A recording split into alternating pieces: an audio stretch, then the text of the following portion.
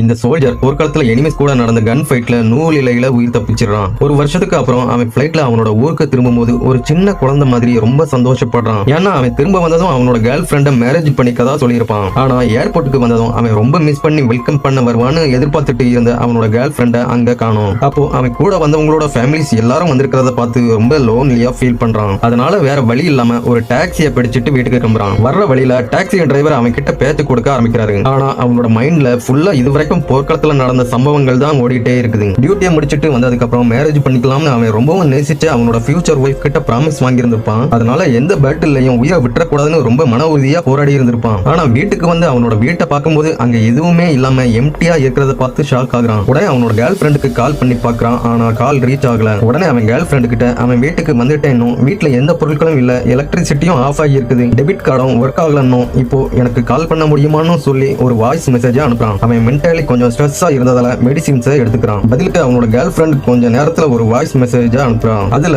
அவ பிஸியா இருக்கேன், ஒர்க் முடிஞ்சதுக்கு அப்புறம் கால் பண்றேன்னு சொல்லியிருப்பான். ரொம்ப டயர்டா இருந்ததால அவன் அந்த கூலிங்கான தரையிலேயே அப்படியே படுத்து தூங்கிடுறான். அடுத்த நாள் காலையில அவனோட போன் ரிங் ஆகிற சத்தத்தை கேட்டு எழும்புறான். அதுல அவனோட கேர்ள் ஃபிரெண்ட் அனுப்பின பிரேக்கப் மெசேஜ் வந்திருக்குது. அதை பார்த்துட்டு மனசு உடைஞ்சு போயிடுறான். என்ன நடந்துச்சுன்னே தெரியாம குழப்பத்துல இருக்கான். அதுக்கப்புறம் அவ ஒர்க் பண்ற இடத்துல போய் நேர்ல பேசுறதுக்காக அவனோட கார்ல கிளம்பி போறான். அப்போ அவ அந்த பில்டிங் உள்ள இன்னொரு ஆள் கூட நடந்து போறத பாக்குறான். அதை பார்த்ததும் அவனோட இதயம் சுக்கு நூறா உடைஞ்சிருது. அவளுக்கு ஒரு பாய் ஃப்ரெண்ட் இருக்கிற விஷயத்த அவனால நம்பவே முடியல. கொஞ்ச நேரம் யோசிச்சதுக்கு அப்புறம் அவன் கார்ல இருந்து இறங்கி அவன் முதுகுக்கு பின்னாடி ஒரு கண்ணை மறைச்சு வச்சுட்டு அந்த பில்டிங்குள்ள அவ ஒர்க் பண்ற இடத்துக்கே போறான். அவனை பார்த்ததும் அவன் பயங்கரமா ஷாக் ஆயிடுறான்.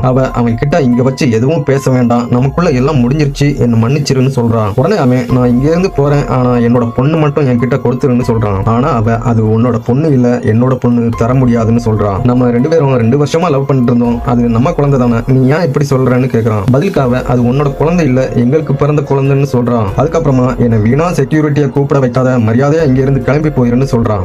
அவனோட மனசு உடைஞ்சு போற மாதிரியே அங்க இருந்து விரட்டி அடிப்பான்னு அவன் நினைச்சிருக்கவே மாட்டான்.